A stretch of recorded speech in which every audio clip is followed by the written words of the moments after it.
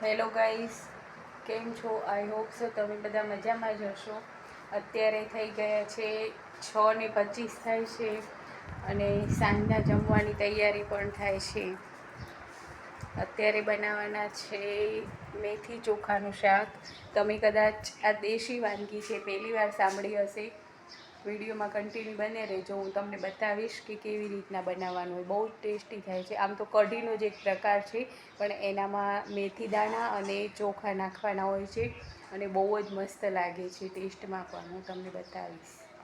ને જો ગાઈઝ, વાવાઝોડું તો કન્ટિન્યુ ચાલુ જ છે, આપ જોઈ શકો છો.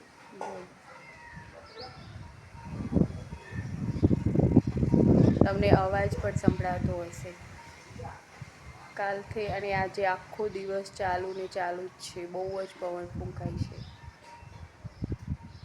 ઘર તો આખા ધૂળથી ભરાઈ જાય છે.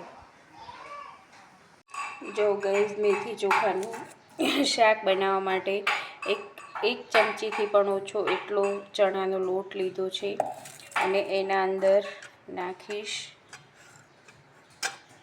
પીસેલું લાલ મરચું, 1 ચમચી, અડધી ચમચીથી પણ ઓછી હળદર,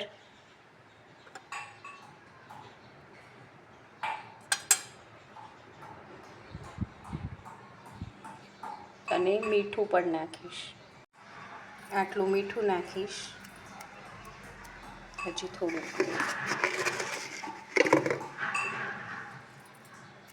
આટલું મીઠું નાખવાનું છે. હળદર, મીઠું, મરચું અને ચણાના લોટને ઓગાળી પછી એના અંદર છાશ નાખીશ.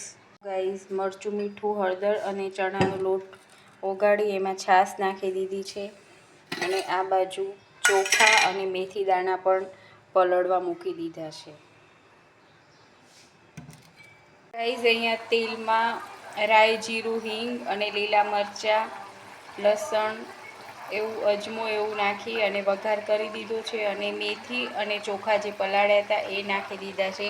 એ થોડા બફાઈ જાય પછી છાશવાળું મિશ્રણ જે તૈયાર કર્યું હતું એમાં નાખી અને ઉકળવા દઈશું અને ઉકળીને એકદમ ઘટ થઈ જાય મસ્ત કઢી જેવું, એટલે થઈ જશે મેથી ચોખાનું શાક તૈયાર. મેં અહીંયા લોટ બાંધી દીધો છે. હવે હું પણ રોટલી બનાવી દઉં. એક સાઈડ શાક બનાવવા મૂક્યું છે અને આ બાજુ આ લોટ બાંધી દીધો છે. રોટલી બનાવી દઉં હવે. જો ગાઈઝ, આ મેથી ચોખાનું શાક હવે ઉકળે છે. છાશનું જે બેટર મિશ્રણ બનાવ્યું હતું એ ચોખા અને મેથીને અંદર નાખી દીધું અને હવે ઉકળવા દઈશું. ઉકળીને એકદમ ઘટ થાય ત્યાં સુધીમાં આપણે આ બાજુ રોટલી પણ કરી દઈએ. જાડા પરાઠા જેવું બનાવીશ મેથી ચોખાના શાક સાથે. આમ તો મકાઈના રોટલા સારા લાગે, પણ હવે અત્યારે મકાઈના નથી બનાવતા કેમ કે મારા હસબન્ડે સવારના મકાઈનો રોટલો ખાધો હતો એટલે અત્યારે ના પાડે છે. અને હર્ષ પણ નથી ખાતું અને હુંય મકાઈના રોટલા તો નથી ખાતી, એટલે ઘઉંની રોટલી બનાવીએ છીએ જાડી. અને આ બાજુ જો ઉકળી રહી છે. જો ગાઈઝ, આવી રીતના ચમચો અંદર મૂકી દઈએ એટલે ઉભરાય પણ નહીં, બહાર ન આવે. અને કોણે કોણે આ મેથી ચોખાનું શાક બનાવ્યું છે, ખાધું છે, જરૂર કમેન્ટમાં કહેજો. લગભગ સાબરકાંઠાના તો બધા જ લોકોને ખબર હશે કેમ કે અમારે સાબરકાંઠામાં તો બને જ છે ઘરોઘર. દરેકના ઘરે મેથી ચોખાનું શાક તો બનતું જ હોય ને ખબર જ હોય બધાને. અમારે અહીંયા કચ્છમાં તો કોઈ નથી ખાતા, કોઈને ખબર પણ નથી હોતી. ઘણી એવી સાબરકાંઠાની અમારા ઉત્તર ગુજરાતની વસ્તુઓ છે જે કચ્છના લોકોને નથી ખબર અને અહીંયાની ઘણી એવી વસ્તુઓ ત્યાંના લોકોને ખબર ન હોય. એટલે અહીંયા તો કોઈ નથી ખાતું, બાકી અમે બનાવીએ છીએ ક્યારેક ક્યારેક મેથી ચોખાનું શાક. આ જો કેવું ઉકળે છે. ઉકળીને ઘટ થઈ જાય પછી બતાવું તમને કેવું લાગે છે. ગાઈઝ, બહુ જ ગરમી પડે છે. આપ જોઈ શકો છો મારા મોઢા ઉપર કેટલો પરસેવો થઈ ગયો છે. બહુ જ ગરમી પડે છે. હીટવેવ ચાલુ થઈ ગયો છે અને રસોડામાં તો એમાંય વધારે જ ગરમી લાગે.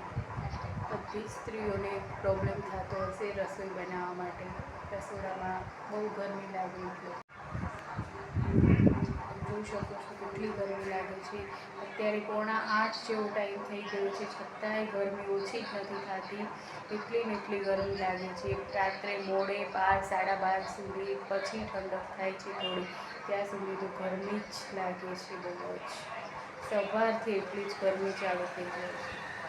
અને ગાઈઝ, મને તો અહીંયા કચ્છ કરતાં પણ અમારે ગામ ઈડર સાબરકાંઠામાં વધારે ગરમી લાગે છે, કેમ કે ડુંગર છે ઈડરિયો ગઢ, એના બાજુમાં જ અમારું નજીકમાં જ ગામ છે સાવ, એટલે બહુ જ ગરમી લાગે છે ત્યાં. જો ગાઈઝ, જમવાનું થઈ ગયું છે તૈયાર. મેથી ચોખાનું શાક, ઉપર ધાણા લીલા નાખી દીધા છે, રોટલી પણ થઈ ગઈ છે, ડુંગળી લીલા મરચાં પણ તળ્યા છે, બતાવું તમને. જો તળેલા લીલા મરચાં છે, ડુંગળી પણ કાપશું, ખાવા માટે ભેગી સરસ લાગે છે. અને તમે કોમેન્ટ કરવાનું ભૂલતા નહીં, કોને ખબર છે આને મેથી ચોખાનું શાક કહેવાય અને કોણે કોણે ખાધું છે, ચોક્કસ કમેન્ટ કરજો. By guys.